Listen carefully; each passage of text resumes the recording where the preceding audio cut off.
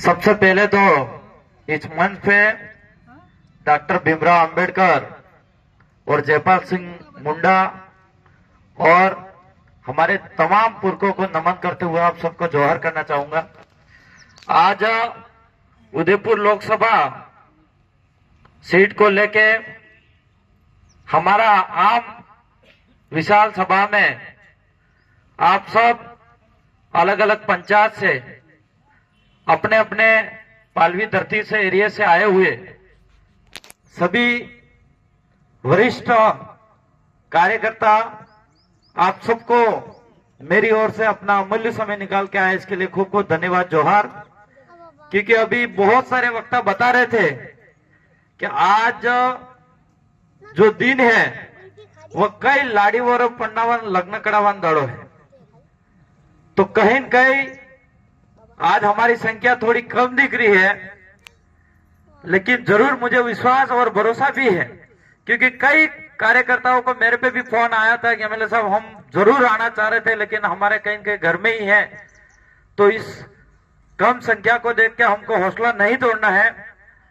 मैं आपको एक ही संदेश देना चाहूंगा, आज 70-75 साल हो गए हम लोगों ने कहीं वोट दिए, सभी लोगों को वोट दिए, दोनों पार्टियों के बारी बारी से वोट दिए, हमारे पुरखों ने सभी ने दिए थे, लेकिन जो उम्मीद थी हमसे, उनसे जो उम्मीद थी हमें, वो उम्मीद पे नहीं खरा उतरे। इस कारण से हम नया पार्टी बनाने की जरूरत पड़ी हम लोगों को।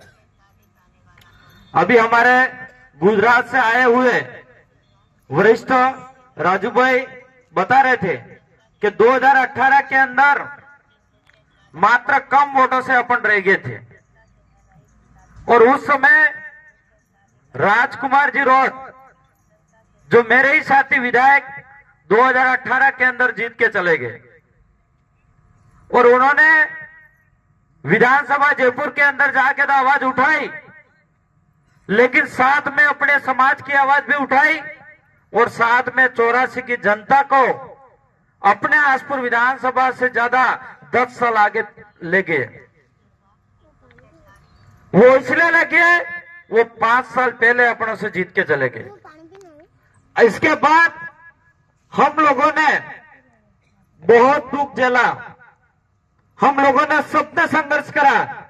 आसपुर विधानसभा से एक छोटे से बच्चे से लगा के बुजुर्ग और माता बहन ने सबने संघर्ष करा और हर घर में हर गांव के अंदर मेहनत करी हम लोगों ने और ऐसा धमाका मचाया 2023 के अंदर जो 70 सालों से कोई विधायक वोटों से नहीं जीता, इतना 30,000 वोटों से जीता के हासिल आपने करा दी। और मैं आपको कहना चाह रहा हूं कि जिस तरह से आपने 30,000 वोटों से मुझे जीता के भेजा है, इसी उम्मीदों पे मैं आपके खरा उतरूंगा और काम भी करूंगा।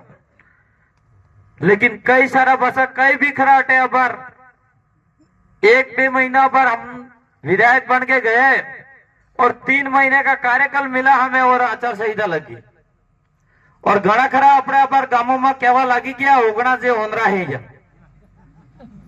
ओंदरा कहिया जे कांग्रेस ने बीजेपी वाला है या वह कहे कि तमारे एमएलए હું કરી નાખજો એમ કહે। આબાર આપણે टंकी में पानी अभी नहीं આપતો है, कड़क तारे वो पंप टूट जाता तो भी कहता है हुजूर विधायक साहब पानी क्यों नहीं मोकलता है। आज बीजेपी के नेता कई सारे बोलते हैं कि तुम्हारे एमएलए ने क्या कर दिया। मैं उन बीजेपी को नेताओं से कहना चाह रहा हूं, तुम्हारे यहाँ की राजस्थान में सरकार बनी है और केंद्र में भी तुम्हारी सरकार थी, डबल इंजन की सरकार है। राजस्थान के अंदर 200 एमएलए है, 200 एमएलए में 1 रुपया का बजट अभी तक नहीं दिया है। वो बात क्यों नहीं करते तुम? करनी चाहिए नहीं करनी चाहिए? क्योंकि आज तक बीजेपी ने अभी तक किसी विधायक को 1 रुपया नहीं दिया है, वो बात नहीं करेंगे। इसलिए आप लोगों को गुमराह होने की जरूरत नहीं है।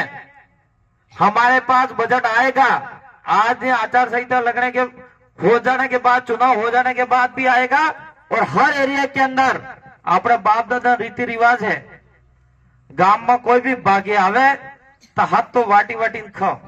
खाकने क्या, वो परंपरा है।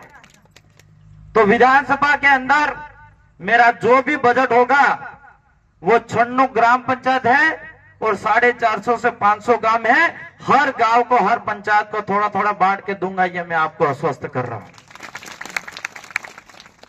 उन लोगों ने 10 साल से राज करा, बीजेपी ने, इससे पहले कांग्रेस ने करा। उन्होंने सिर्फ 10 पंचायत 20 पंचायतों के अंदर विकास करा, 96 ग्राम पंचायत में 10 पंचायत 15 पंचायत के अंदर विकास करा और 70 पंचायतों के अंदर सामने तक नहीं देखा था। वो काम हम नहीं करेंगे। हम हर एरिया के अंदर काम करेंगे, हर पंचायत के अंदर देखेंगे। केंद्र सरकार, राज्य सरकार की कोई भी सरकार है, इस योजना को धरातल पे, ग्राउंड लेवल पे ले जाने का काम करेंगे। लोगों को सही तरह से अपनी योजनाओं के बारे में सही जानकारी दिला के उन लोगों को हक दिलाने का काम करेंगे। हमारे इस एरिया के अंदर जो हमारा हक अधिकार है, जो 5वीं अनुसूची है, जो 244 वन के तहत जो हमारे अधिकार है, उसको दिलाने का काम करेंगे हम लोग। हमारे आज तक इस जल जंगल जमीन की पैरवी नहीं हुई, वो पैरवी हम विधानसभा के अंदर जाके करेंगे। आज विधानसभा के अंदर सबसे पहले मैं यहां पे जीत के गया तो वहां पे मात्र 15 दिन का मौका मिला था हमको, और 15 दिन में से जयपुर के अंदर हमें सिर्फ 5 मिनट बोलने का मौका मिला, और 5 मिनट के अंदर भी मैंने अपने जो लोगों के मूलभूत आवश्यकता है उस पे मैंने आवाज उठाई। वो आवाज मैंने इसलिए उठाई कि वहां पे सरकार में बोलने से हमारे लोगों का फायदा हो सकता है। अपने इस एरिया के अंदर सबसे ज्यादा पानी की समस्या है, तो मैंने वहां पे सोम कमलाबा से नहरें निकलने वाली और पीने के लिए आवाज उठाई। अपने इस एरिया के अंदर सबसे बड़ी समस्या आ रही है अभी गेहूं की, जो खाद्य सुरक्षा में नाम तो है, ऑनलाइन नहीं हुआ, इस कारण से हमारे लोगों को गेहूं नहीं मिल रहे हैं। हमारे जो पढ़ने वाले बच्चे हैं, उन बच्चों की छात्रवृत्ति 2.5 साल से 3 साल तक छात्रवृत्ति नहीं आई थी बच्चों की। जो बीएड कर रहे थे, जो एसटीसी कर रहे थे, जो कॉलेज कर रहे थे, उन बच्चों की छात्रवृत्ति नहीं आई थी। ब्याज पे पैसा लाके फीस भरी थी, उनकी पैसा नहीं आया था, उसके लिए आवाज उठी। आज कई लोगों की छात्रवृत्ति आ गई। हमारे बेणेश्वर जो धाम है, जो फूल लेन जाए अपने लास्ट, आज की तारीख में अन्य गड्ढो गमिति मेट कोटवाल सरपंच एमएलए मंत्री कई भी है, लेकिन लास्ट हम फूल लेन बटे बेणेश्वर जाऊ है। वहां पे हमारे लोगों के लिए कोई बैठने की, रहने की, खाने भोजन बनाने के लिए कोई व्यवस्था नहीं, उसके लिए वहां पे आवाज उठाई। और ये सब आवाज तब मैं उठा पाया जब आप आसपुर विधानसभा के जनता ने रात दिन मेहनत करके जिता के जयपुर भेजा, तब जाके ये आवाज उठा पाया मैं वहां पे। ये मेरी अकेले की आवाज नहीं है वहां पे, ये आपकी आवाज जयपुर के अंदर बोल रही है। वो सबसे बड़ी उपलब्धि है। 70-75 साल से यहां से विधानसभा आसपुर से जीत के आ गया, वो कभी अपने विधानसभा, अपने इस एरिया के आपके लिए, अपने बच्चों के लिए, बुजुर्गों के लिए, अपने पानी के लिए, बिजली के लिए कभी आवाज उठेगी? कभी उठी क्या आवाज? वो परिवर्तन हुआ है आज। इसीलिए हमारे दिल्ली भी हमारा भाई को हम भेजेंगे, प्रकाश भाई भूज, उसको दिल्ली भेजेंगे, तो उस भाई को हमें पूरा भरोसा है, जिस तरह से हम आपकी बात को जयपुर तक पहुंचा रहे हैं और जयपुर में सरकार के बीच में रख के बोल रहे हैं, इसी तरह से ये भाई भी दिल्ली की सरकार के अंदर जाएगा और सरकार के बीच में रह के अपनी आवाज को उठाएगा। इस भाई पे भरोसा है। मैं तो पता बाबूजी कहता था, अब પેલા ખદડા વાળા જ કહેતા હતા, એ ખદડા વાળા સમજમાં આપજો કે નહીં આપજો? તમે ખદડા વાળા હંમેશા બેકારો જ કામ કરીને છે, ગધડી ના કે એમ બી કહેવાને रहते। तो हम लोगों को ये दोनों कैंडिडेट जो है, आज भले उन्होंने एक अधिकारी है और उदयपुर के अंदर मकान ले लिया, और मकान लेने के बाद उस फोरम के अंदर और अखबार वाले बताया जाता है कि ये उदयपुर वहां पे उस कॉलोनी में ये मकान है, लेकिन उन दोनों भाइयों को न तो हमारे यहाँ की क्या संस्कृति है, क्या हमारी परंपरा है, क्या हमारे यहाँ उन लोगों के दुख है, वो नहीं जान रहे। हमारे इस एरिया के अंदर पानी की आवश्यकता कहां पड़ रही है, उन दोनों नेताओं को नहीं पता है। हमारे इस एरिया के अंदर किस योजना से लोग वंचित रहते हैं, उन दोनों नेताओं को नहीं पता है। हमारे इस एरिया के अंदर कैसे कैसे दुख झेल के उन बच्चों को पढ़ाते हैं बच्चे, वो उन नेताओं को नहीं पता है। इस एरिया के अंदर हमारी शिक्षा किस तरह से मिली जाती है, स्कूलों के अंदर स्टाफ नहीं है, हॉस्पिटलों के अंदर डॉक्टर नहीं है, नर्स नहीं है, वो उन नेताओं को नहीं पता है। जो ग्राउंड लेवल पे नेता होगा उसी को पता होगा। आज आप लोगों ने देखा होगा, मैं कई स्कूलों के अंदर जाता हूं और स्कूलों में मैं न्यूजबाजी करके नहीं जाता हूं, क्योंकि पहलो कई जो तो मार साहब सतर्क थे कि नहीं थे। आपके यहाँ पे अभी पूछ के अंदर भी एक स्कूल में गया और अंदर गया तो मोबाइल इंस्टाग्राम चलाता था मार साहब थे, और शोर वैसे मस्त था। हमारे डेलीगेट साहब भी थे, गौरव जी, और दो बातें सुनाई भी से। तो ऐसा सुधारा कौन कर सकता है? हम लोगों को सुधार करना पड़ेगा। और कई जगह स्कूलों के अंदर टीचर भी पढ़ाने वाले हैं, तो हमारे बच्चे भी नहीं, पेरेंट्स भी नहीं भेज रहे, तो उसकी जिम्मेदारी भी हम लोगों को लेनी पड़ेगी। आज हम है आप स्कूलों के अंदर सुधार लाने का हमारा काम है। स्कूलों के अंदर स्टाफ फुल नहीं है तो उस स्टाफ को फुल करना हमारा काम है। स्कूलों के अंदर अच्छी सुविधा करना हमारा काम है। लेकिन उस स्कूल के अंदर बच्चा भेज के उस स्कूल का जो शिक्षा का मंदिर है उसमें से अच्छी शिक्षा लेने का काम उस बच्चे का है। और बच्चे से ज्यादा उसका फर्ज बनता है उसके माँ बाप का बनता है कि आपका बच्चा आपका पढ़ रहा है कि नहीं पढ़ रहा है। तो हम जरूर अपने इस एरिया के अंदर स्कूलों के अंदर भी सुधार लाने का काम करेंगे। हॉस्पिटल अंदर है, कई सारे हॉस्पिटलों के अंदर समस्या भी आ रही है। कई सारा ऐसे भी डॉक्टर है जो प्राइवेट हॉस्पिटलों के अंदर दवाई करने के लिए तैयार है, लेकिन सरकारी हॉस्पिटल के अंदर दवाई करने के लिए तैयार नहीं है जो गवर्नमेंट है। उसका भी सुधारा करेंगे। मेरे को तो अभी खाली 3 महीना समय मिलो है, अजी पूरे साल 5 साल नकड़ी नहीं की। अभी कुछ डेमो ही देखे होंगे। जरूर मैं हर विभाग के अंदर सुधार लाने का काम करूंगा और पूरा भरोसा रखना मेरे पे। आपका नाम, मैं पहले कहता था, किसी कार्यकर्ता का नाम खराब नहीं होने दूंगा और नहीं होने दूंगा। ये आज भी कह रहा हूं, विधायक बनने के बाद भी कह रहा हूं, क्योंकि घड़ा खराब विधायक बनवा बाद स्टेटमेंट बदली ना के बदले नहीं बदले, तो मैं जरूर आप पे उतरूंगा। और हमारे जो भाई हैं, ये भाई किसी खुद पे नहीं खड़ा हुआ है, ये अपने भरोसे पे खड़ा हुआ है।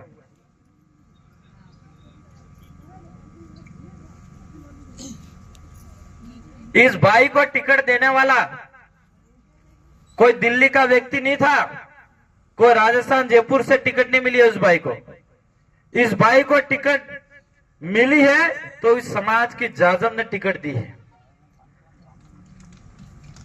और यहां पे जो टिकट मिली है वो टिकट एक विधानसभा से नहीं मिली है, वो टिकट 8 विधानसभा के कार्यकर्ता, मंडल अध्यक्ष से लगा के, ब्लॉक अध्यक्ष से लगा के, आम कार्यकर्ता, राष्ट्रीय लेवल का जो सदस्य था, उस सभी मिलके उस जाजम ने टिकट दी है। तो आज ये जिताने का जाजम का फर्ज है कि नहीं? क्या कांग्रेस और बीजेपी का टिकट जब मिली तो आप में से किसी को पूछा गया हाथ खड़ा करो? किसी को पूछा गया क्या?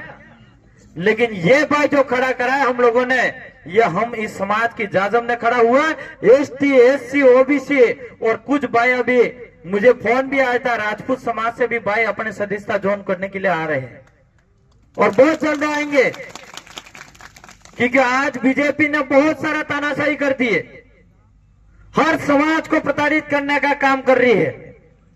लेकिन कई सारे भक्त ऐसे बने हुए हैं जो मोदी कुछ भी करते फिर भी मान कर ले लेते हैं। आज एक बात बताना चाहूंगा, अगर यहां पे अंधभक्त इतने बीजेपी के बने हुए लोग हैं जो पूरे देश लेवल पे कि मोदी यूं कह दे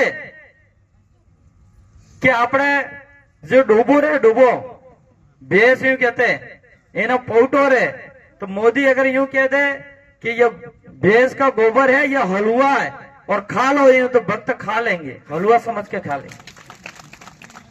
इस तरह से मोदी ने अंधभक्त लोग बना रखे हैं और वही हो रहा है, और झूठ पे झूठ बोल रहा है। फिर भी हम लोग उस पे, कुछ लोग अंधभक्त हैं और अंधभक्तों की बात सुन के हम उस पे विश्वास कर लेते हैं। ऐसा हम लोगों को नहीं करना है। गोबर कोई खा सकता है क्या हलवा समझ के? नहीं खा सकता है। तो वो चीज नहीं करनी है हम लोगों को। हम लोगों को असली लड़ाई को लड़ना है। इस भारत को, संविधान को बचाना है, इस देश का लोकतंत्र को बचाना है और हमारे खुद के अधिकार को बचाना है, हमारे आने वाली पीढ़ी को बचाना है। हमारे इस एरिया के अंदर शिक्षा, स्वास्थ्य, बिजली, पानी, सड़क की बात करने वाले नेताओं को चुनने की जरूरत है। इसलिए हमारे बीच में जो प्रकाश भाई है, वो उस भाई को जिताना है। वो भाई आपकी पालवी धरती का, उस खून का है यह आदमी, और पाल का नियम कानून कायदे जानेगा, गांव के परंपराओं को जानेगा। इस भाई को हम लोगों को जिताना होगा। इसलिए मैं ज्यादा बातें नहीं करूंगा, क्योंकि हमारे बीच में बहुत जल्द कैंडिडेट भी आएगा और आप लोगों को पूरी जिम्मेदारी से, जिस तरह से मेरे को रात दिन मेहनत करके जिताया, रात दिन एक कर दिया, इसी तरह से हमारे प्रकाश भाई के लिए एक बार फिर से रात दिन एक करना पड़ेगा। करोगे कि नहीं करोगे? हाथ खड़ा करके बता देगा करोगे कि नहीं करोगे? तो जरूर मुझे पूरा भरोसा और विश्वास है, क्योंकि आदिवासी एक प्रो जीवन आली दिया भाई फ्रेंड्स हो ही नहीं। और कई लोग कहते हैं घड़ा खरा बसा आवेंगा भी करा, आपको खरीदने के लिए भी आएंगे, पर मुझे नहीं लग रहा आप खरीदे हो जाओगे, क्योंकि ये आपने डेमो विधानसभा में बता दिया। ये लोग कई सारे आएंगे, कुकड़े भी देंगे, बोकड़े भी दे देंगे, पैसे भी देंगे, सब देंगे, और शायद आलेंगे भी नहीं, और आले तो जावा भी दियो करें। क्योंकि ये उदाहरण मैं बता रहा हूं तुम्हें, वो उदाहरण इसीलिए बता रहा हूं कि जब मैं चुनाव की गणना हो रही थी और बीजेपी का एक अभिकर्ता था, वो जस्ट मेरे पास में बैठा था, क्योंकि गोपी संजीत आया नहीं, क्योंकि पतो पड़ी कि पहला वो सारे हरी जवान हो, तो अभिकर्ता बैठा था और वो कहे कि यार एमएलए साहब एक भी राउंड हम आगे नहीं चल पाए, ऐसा क्या करा आपने? मैंने कहा आपने क्या करा? तो वो कहे कि हमने हर बूथ पे पैसा भेजा, हर बूथ पे मीट दारू सब भेजा, तो वो गया कहाँ है? आप किसी को बोलना मत, यूं कह रहे थे मेरे को, ये गया कहाँ है? मैंने कहा वो तुम ही सोच सकते हो। पहले जैसे हमारे आदिवासी नहीं रहे जो तुम लोग कहते ऐसा कर देते थे, गुमराह हो जाते थे, ऐसा नहीं रहे। हमारे में भी दिमाग है, हम भी दो रोटी खाते हैं, हम जानवर नहीं है जो घास खा के जीवन निकालते हैं। तो आप समझदार हो कि नहीं हो? એટલે આપણે પ્લાનિંગ રણનીતિ સમજવા આપજી કે નહીં આપજી? એટલે 1000 આલતા है तो 2000 लेवाना, 5 आलता है तो पसी मांगवाना, क्योंकि वो 5 साल तक विकास करवाना है नहीं, करे हो। तो इसीलिए आपका दिमाग अपना अपना दिमाग लगाना है और वोट अपनी पेटी भरनी है।